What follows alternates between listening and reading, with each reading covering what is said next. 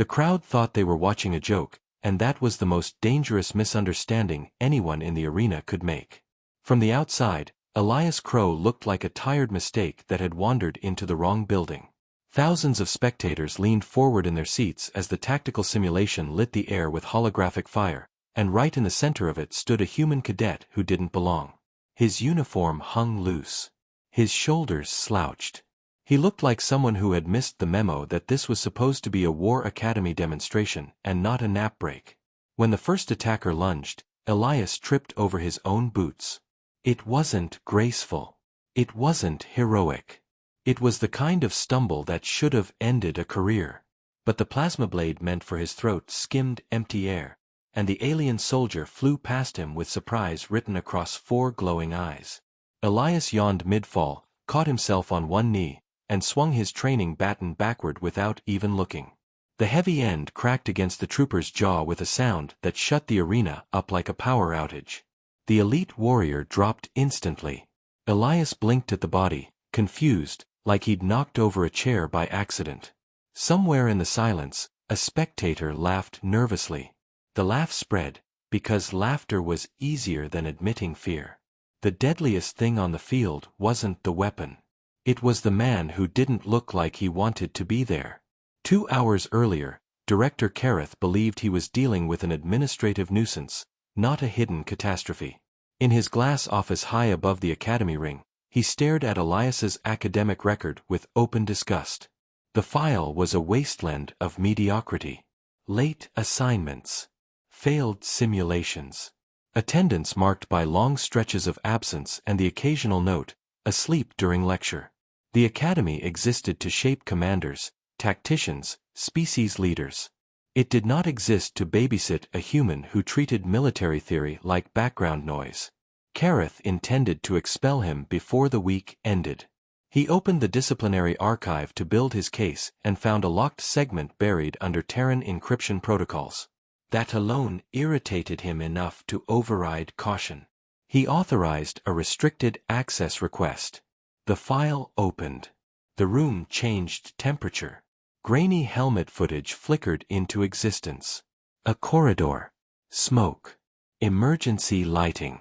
The timestamp read 7 years earlier. A mining colony under pirate assault. Kareth expected chaos. He got choreography. The camera wearer moved like violence had been refined into art. The human on the recording didn't rush. He navigated. Every step cut the shortest line between threat and silence. Pirates fired. He wasn't there anymore. A knife appeared and disappeared so fast it looked like a glitch in the feed. Bodies dropped without drama. No shouting. No rage.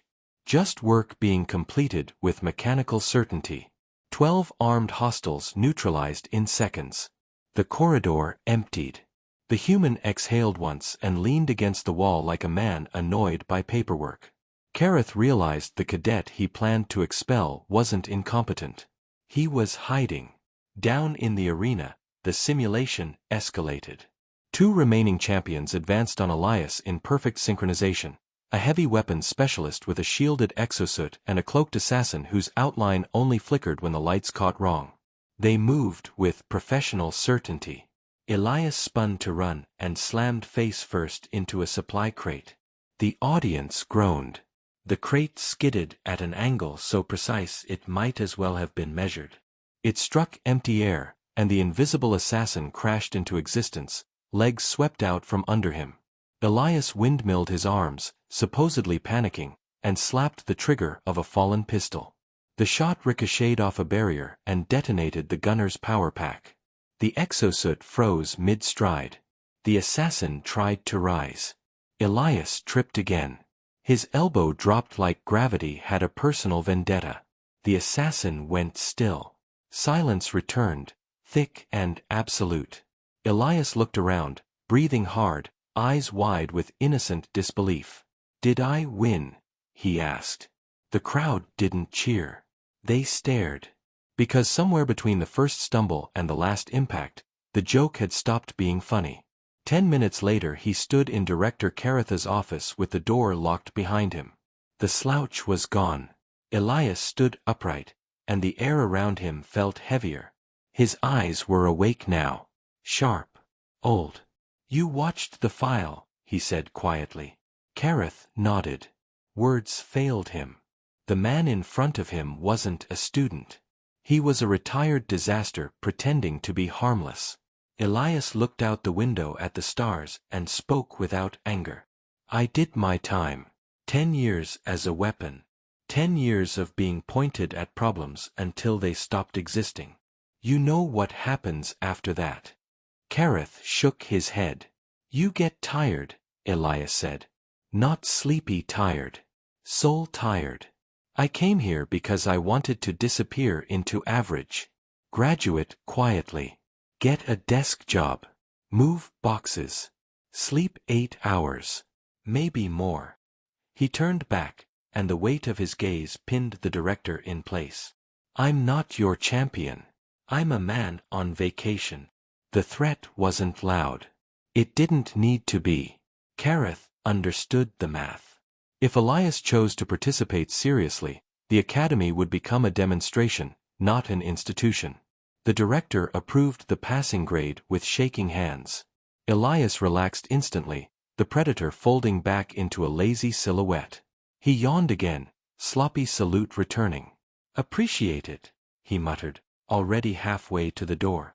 Before leaving, he glanced back once. Let me rest. Nobody gets hurt. Everybody wins. The door shut. The arena replay began outside, commentators struggling to explain what viewers had seen. They called it luck. They called it chaos. They called it impossible. None of them said the truth. A master had wandered onto the board and pretended to be a pawn.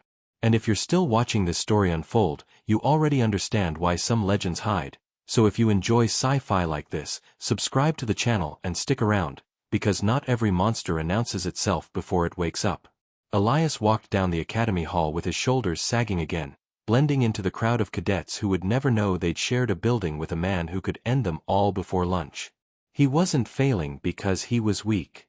He was failing because he had earned the right to be ordinary.